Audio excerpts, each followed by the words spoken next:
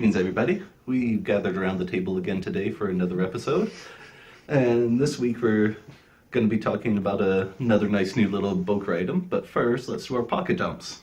And seeing as how Dennis gave it away already, we'll start with that. I was waiting for the recut, and the recut didn't happen. So I'm carrying my sheep's foot grip with the 20 CV. It's a nice little guy for sure. I like it. Didn't do much today, but it was in the pocket just in case. So Let's go, Joseph. More or less the same deal. Tie light 4-inch, just 35 BN. It's a wonderful thing, and the coating Beaten up. the coating sucks. The coating came off immediately on mine. Yeah, Yeah. I've I've gone- lost like a bunch. I've thought about abrading the rest of it off, but I think I'm just going to let it wear naturally over the span of the knife's life. Centering still sucks. We'll see if I can fix that for next week. Fair enough. yeah, well, I guess it's my turn, right? Yeah. Yep. I got the Para 2, the S110, and the blue G10 that I polished out. It's not blue. Blurple. Blurple. It's That's blue. it's blue according to them. Shameless plug for ZT. That's not blue. But yeah, it actually sees a lot more pocket time now that I've polished it out. Yeah, that's fair. And I've got my D2 Benchmade Griptilian. It's a nice, good little workhorse. It's a beefy little thing. Tried and true. Yeah. Survived more than I would have expected it to. Yeah. Literally. Might try that again this summer and do an actual video about it, but we'll see. We'll see. I love and hate that you do that. So yeah, this week we are going to be taking a look at another nice little knife from Boker. If it focuses on the box, which it isn't really because it's all shiny. There we go. Yep, nice little offering from Boker. Another good classy little guy. The Wasabi, which is a fun little front flipper. And zoom in there. There we go. It's a weird little guy. Mm-hmm. The version that we are looking at today is in carbon fiber for the handle material. Yeah, they come in 3 different handle varieties. Okay. You can get them in Coco Bolo G10 or carbon fiber.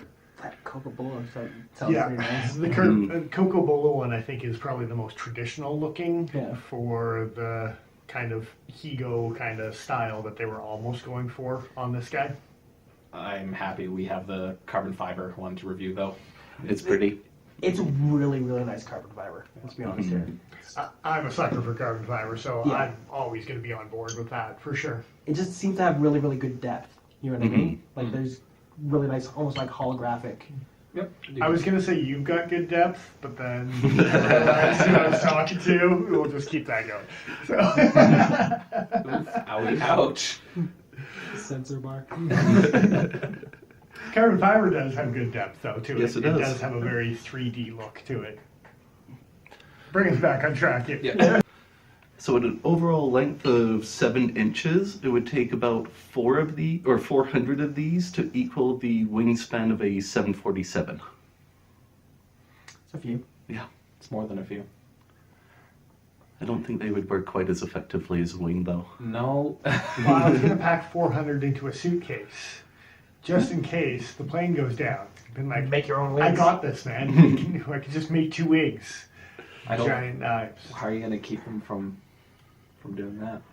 You're trying to overcomplicate things. You're thinking too hard. It's not like it's aerodynamics or anything. This is simple math. It's 400. That's enough. Plain and simple. From there to there. Yep.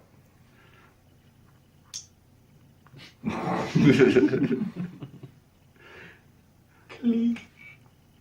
So with a weight of 1.72 ounces, it would take about 2,000 of these to equal the average red kangaroo for the weight. So if I skin an average red kangaroo, I could fill it up with that many of these guys. Yeah, I could see 2,000 fitting into a red kangaroo skin. And you got a kangaroo sack full of knives that you can take onto an airplane just in case you needed wings. I don't like the word kangaroo sack. Well, they have pouches, right? They make coin pouches. Yeah, they certainly do. That's kind of where I was going with that. Terrible. Yep. As far as I'm aware, all 3 versions use 440C for the blade steel as well. It's You are correct, sir. Yeah. Boker Plus model. Very thin bladed knife, so I think the steel choice is appropriate. Easy to resharpen. Should be nice and slicey. Yeah. I know a few of us have thought about using it as a steak knife. I was gonna say it reminds me a lot of the like Shun personal steak knife, Mm-hmm. and I think I like the classed up version with the carbon fiber as that like specific role. Yeah. Yeah, it would do well as a steak knife for sure. Yeah. One other thing to point out that's pretty individualized is the nice traditional Japanese style tip on the tanto, the Yokote line, as like with the samurai sword type of thing, and they do have that secondary grind. Yeah, it's a very subtle but nice little touch. Yeah. I'm not sure if you're able to grab it on camera earlier. Or... I'll try zooming in again there and see if I can. You will see it in the picture with the 3 variations that we've posted as well. It's pretty clear on it, right? So, yeah. Looking in person from some angles, it's harder to see. But Kind of getting it in there. it's a classy little touch you don't see on too many knives. So. Mhm. Yeah, I like the. Well, again, a touch to the traditional styling Yeah. of this knife, right? And it's a pretty minimal knife. Mhm. As far as being seated in your pocket, it almost looks like not quite like a pen top, but it looks very discreet. It's almost like a bobby pin thickness. Yeah. It's something that I could see myself carrying in like a dress shirt pocket or something like that very easily. You know what I mean? Yeah, there is some other knives on the market that have kind of come into this, like almost look like a pen in your pocket type of style, and I think this does fall into that category of you can kind of have it as a gentlemanly carry in a front pocket, something like that, and it's Yeah, exactly. you're not going to look twice at it type of thing, right? So, And on that gentlemanly note, friction folder, no lock. It's not really designed as a heavy duty anything. It's really more meant as like a gentle slicer. And they have nice full jimping all the way around to the top end here. Mhm. So you can grip it and open it fairly quickly. One thing that I really like about the mechanism that they use for the friction folder inside there is it's actually got detent balls on each side of it. Oh, nice. Yeah. instead of just a single side. So I could actually see like that would potentially help centering and stuff like that. Yeah, And, and you can actually visibly see them sink into position on either side. It's kind of satisfying to watch it open from that Yeah. angle. Yeah, This I'll show is, that after. and Dennis noticed this earlier, but this is riding on ball bearings as well. It's not washers. It's not.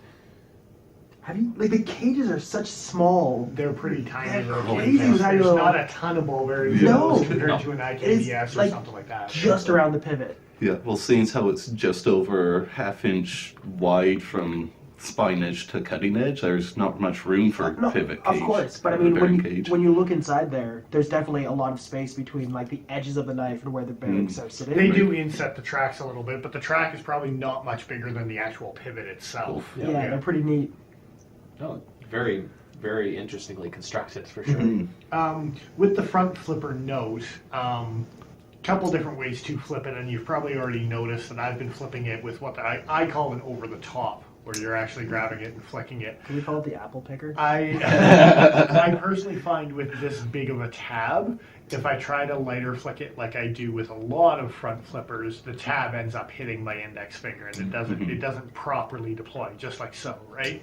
So I do find that that's one of the reasons why I figured out how to do the good old over the top. Over the top reach around. Yeah, it's an over the top reach around. You just gotta Yeah. position your finger properly. I don't like doing that. You really, yeah, you really got to come back for it to work, and All right. it puts your hand in a weird position. Yeah. I don't know. I very much prefer, because honestly, for this type of knife, that's the grip I'm going for anyway. Yeah. You know.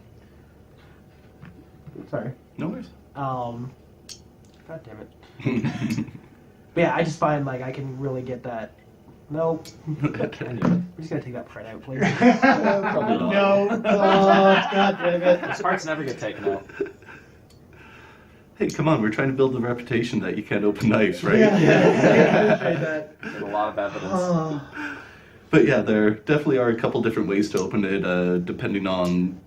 Well, Did you get yourself? yeah, I guess I got myself there. Apparently, Thought I saw a streak of crimson. cool. So remember when you said you did it once and now it's somebody else's turn? It's your turn again. Doubled up. Wow. he had an opportunity to get someone, and he chose himself. I guess so. So yeah. So everybody gets cut by someone once, and I got cut by Dennis and me. So I still have to get cut by you two. All three of you still have to get cut by everyone Everybody else. gets one from everybody.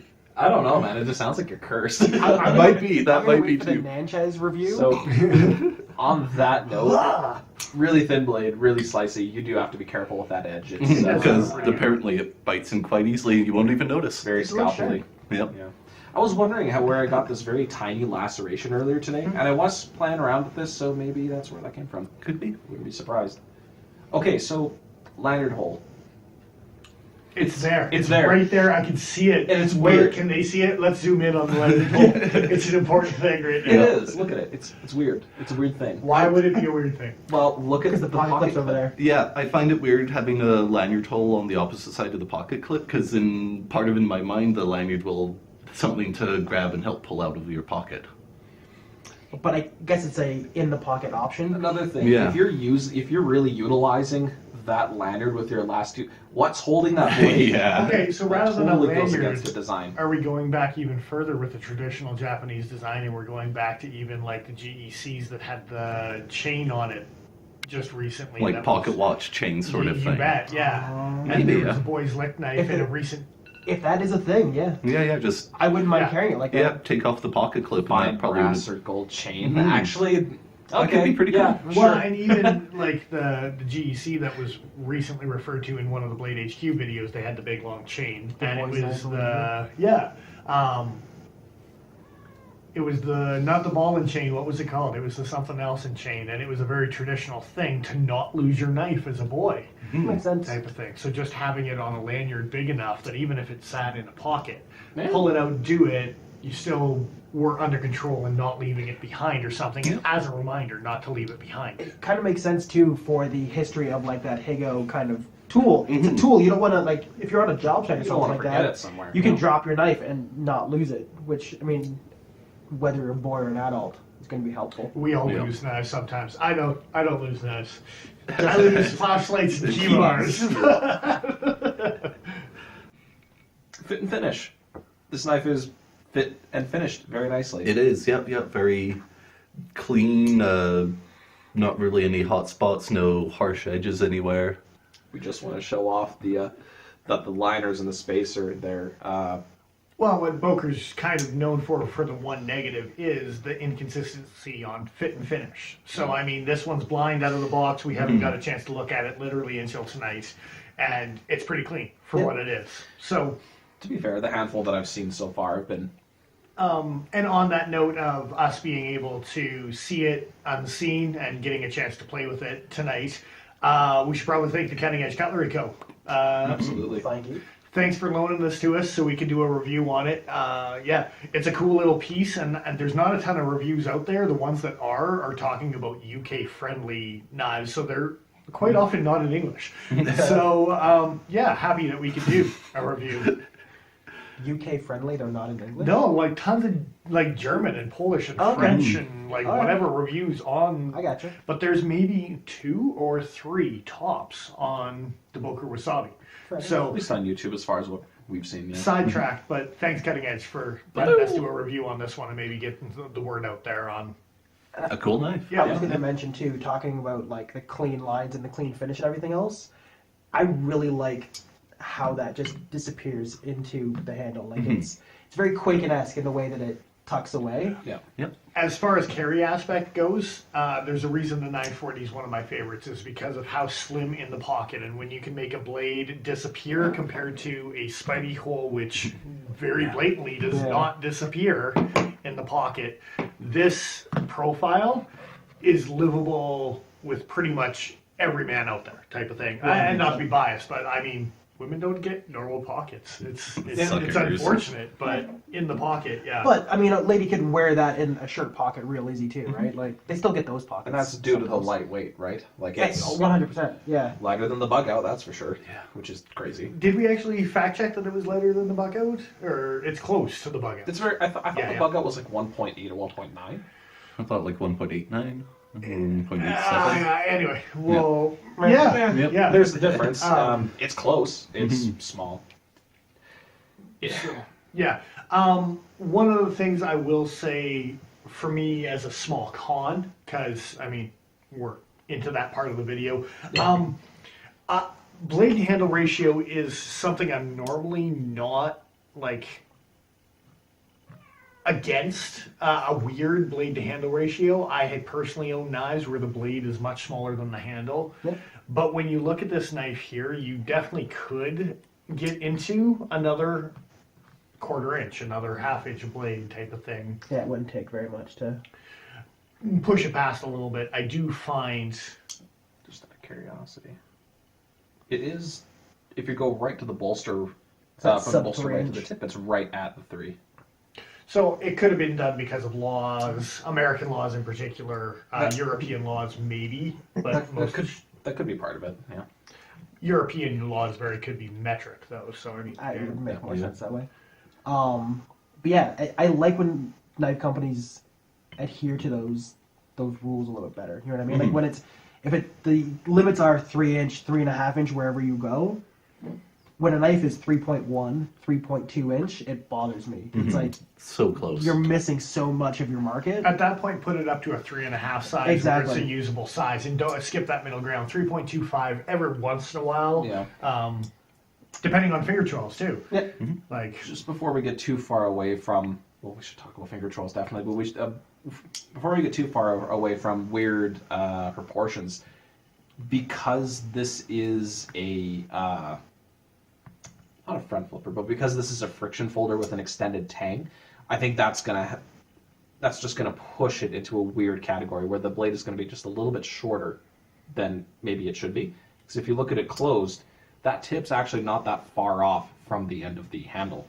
But you have all this space that has to be dedicated to the stop pin to keep it closed. Like, look at that bolster. it's coming up. recessed back quite a bit this Or way because bolster of it. area. Yeah. So if you removed that and you had a more usable blade length, it would look a little bit more clean, maybe. Yep. And you could just shorten that area of the knife a little bit and make it a better ratio to each You other. could extend the pivot. You could shorten the blade tang to make it easier for the side Yeah. flipping action. But it would be difficult to have a stop pin in place to prevent it from rotating in the other direction, is what I'm saying. That's fair. yeah. It's kind of a necessary evil, and I've noticed that with a lot of these types of designs. Other side of it is, too, if the handle was much smaller, I don't know that it would be all that comfortable to hold. Well, and I don't think smaller is the other way. I think ultimately with that blade ratio, I think it would look more natural in a bigger size. So I'd like to see them come out with a Wasabi XL or something like that. That would be cool. That is getting more into a Quaken or an Urban Yeah. Trapper size. Give me one with these proportions. Give me a 4-inch blade on that. Maybe not That'd be one cool. that's going to hide as a pen pocket type of thing, but be a legitimate pocket knife. You could probably get into something like that, though. Like, You bet. Wouldn't Yeah, be same that as difficult. same as the fact. Yeah. Yeah, yeah. Just like I said, an XL version, and I think the Wasabi would go from here to here for me, type of thing, right? Yeah. as a steak knife, I don't think you need any more length, which is what I'm kind of looking for in this knife specifically. But I wouldn't mind carrying a larger version for other things, Yeah. for sure. I think it makes a really good light-duty utility knife. That's, I think, why the majority of people would carry it, you know? I like getting options in knives in different sizes. Like, Indeed. it's nice. Rattle off the price point because I don't think we've dabbled on that yet. 110. It's what, $75 give or take American, I think is the suggested retail, 79, something like that type of thing is suggested retail for this knife. Boker's got it at 70 pounds on their website. 70 euros? 70 pounds. My mistake, euros. 70 euros, which is 140. Wow, that's a little pricey. Thankfully, most places you can go to is going to be price. less than Yeah. suggested retail, but 70 pounds is actually a little bit pricey for this knife, regardless of carbon fiber. I think Yes. I think that's normally the case with Boker Direct, though. Like, if you go to their website, it's generally a little bit more expensive to buy directly from them. as opposed to buying from somebody like Cutting Edge. It's going to be a little bit They more want to affordable. push the like retailers to be the like primary source. Probably. It's kind of like Spyderco does too, and love Spyderco products. But if you order directly off of their website, Spyderco.com, you're going to pay a premium because they're promoting you going to their retailers. Would you right? pay $140 for that knife if it had S35? Yeah, yeah. without a doubt. But that's the big holdup. Like, I like carbon fiber, I like the D10s with the ball bearings. Everything is leading to that price point until you tell me 440 blade. Even a VG10 would have been a nice bump up. I'll give you that. And it's not, and that's less unusual for Boker. I mean, they're using S35 VN now, but And they use VG10 in their stuff already. that's what I mean. A lot, It would- yeah. That would be at So that price VG10, point. this would knock this out of the park. Yeah. VG10 steak knife would be really nice. It's a kitchen cutlery already. That's Why it. not? Right. Yeah. So, yeah. But, I mean, as it is, 440C is going to be usable. It's easily maintained. It's very stainless. You're not going to chip it against a plate, which is nice. That is a nice feature, actually. Yeah. And especially with the heat treatment. I think overall, everyone's seen it in hand. XL and large size, even the handle is a usable handle. Even for medium XLs, everywhere in between, it's a usable handle. Blade shaped, it works out well. It's something we kind of go back to. The more neutral a handle is, the better it fits more people, right? Yeah. Yeah, and you're not inhibited by finger choils and bolsters that get in the way of your Yeah. grip. Exactly. It's a stick. It's Yeah. a stick with However a you knife wanna on the grab edge. it, Yeah, grab it. for sure. Kind of get onto our gradings now? Yeah, that's kind of what I was thinking. Yeah. I held out last week till last for the Fox knife because I was pleasantly surprised by some of the things we discovered while we were reviewing it. But my review on this one stands, so I'll start it off. I actually rate this thing as a good solid B+. I rate it just as good as some of the stuff we've reviewed in the past. One of the negatives I forgot to actually mention, which is why my grading system is on a B+, is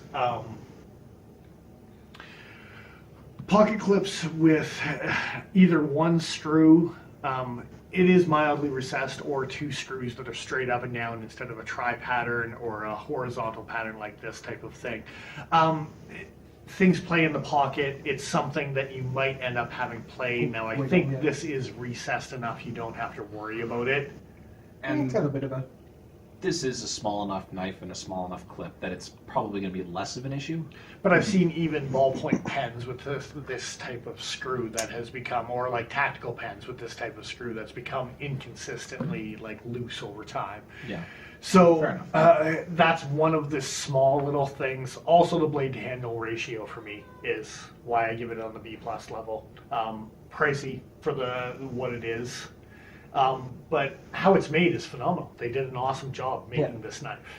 So, Yeah, I'm gonna set it like a B- C+, I think. I wouldn't mind seeing like a, not necessarily even a 4-inch version, but like a 3.5, just a slightly larger. Yes, the handle still works in XL hands, but it's just on the edge. So I wouldn't mind something a little bit bigger, and then also the steel is why it's knocked down a little bit if like VG10 or S35. steel versus price point type of. Yeah. Yeah. I was gonna say that it's kind of got a B in rating for me.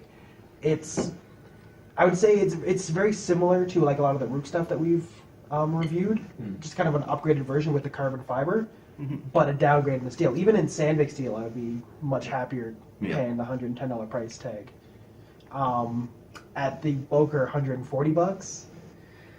Yeah, no, you need to upgrade that steel for sure. And again, thankfully, you can get it at probably a much cheaper price Exactly. than Boker's 70 euros, because that's silly talk. Yeah, a little bit. But yeah, that's a bit of a kick if you're just looking as a newbie on this knife. So Yeah. Being a little bit biased, I really do like the design. I have to say like a B+, solid B+. Neutral handle shapes, very slender, sleek blade, very fine-grained steel. These are all things that kind of get me going, and I really think this is an excellent design. Plus, I think it's just fun to fidget with. Sometimes. For me, there's enough. can do it. There's a few drawbacks here and there's a few drawbacks here and there that kind of make me a little bit hesitant with it overall, but it's knowing my own biases, still a solid B+. And I think you guys actually have a valid point in your bickering about that if you can do it in the opening mechanism. Honestly, I really do, is because they're trying to reach a flipper market, which is a modern market, and they're putting too long of a carpenter tab to modern front flip it, and too tricky to be able to backflip it unless you've got apple picking fingers. Like, it's seriously. So I play around with knives constantly. I don't have the same troubles that these guys do, but I can understand having a hesitancy over not being able to open it consistently. I find in like my B rating is as the knife overall for the purpose that I want. I would very easily like find it like an A or an A+. Like as a steak knife in my pocket, I'm quite happy with the way it is. You're not worried about speed of deployment. No, I'm You're not. just I'm not worried about any of that stuff. Yeah. But as an EDC, yeah. fair. So yeah, that is the Boker Wasabi. I think it's safe to say that we are all fans of this little guy. Nice, classy little option for sure. Still above grade rating. We haven't found a knife yet that we want to review that's got a 0 grade rating, but maybe we just have to be pickier on what we choose. We'll just get a Gerber flat iron and crap on that. Hey, I saw that new box cutter they got. Let's go rip on that for a That while. thing's silly. There has to be like a YouTube market. Like there has to be some sort of desire for videos that tear knives apart, but I don't know if I want to go there. Yeah, that's fair. Well, but we just got to be honest with what we're given in grading systems. And thankfully, everything we've graded has been something that all of us are like enjoying checking out. Yeah. So yeah, that's all. That's going to be all for this week. Nigel the Smith signing off. I am who I am. I'm Dennis Vipers. I am the Iron Joe. And I'm XL.ca. We will catch you again around the table. Thanks, guys.